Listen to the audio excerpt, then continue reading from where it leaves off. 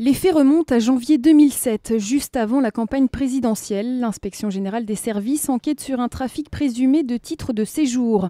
Une enquête montée de toutes pièces selon Le Monde. Dans la ligne de mire, le directeur de la police générale, réputé proche du PS. Les collaborateurs étaient accusés d'avoir délivré des titres de séjour à des étrangers contre rémunération. Donc c'était un trafic de corruption.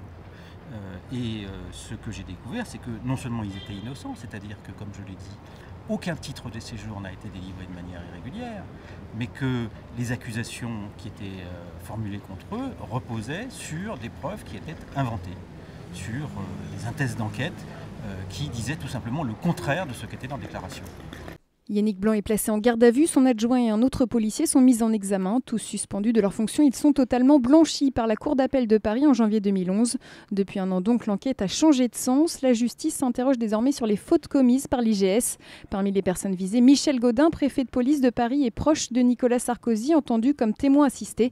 Ce dernier aurait signé des arrêtés de suspension des fonctionnaires injustement accusés. Il ne peut avoir le pouvoir disciplinaire sur un administrateur civil.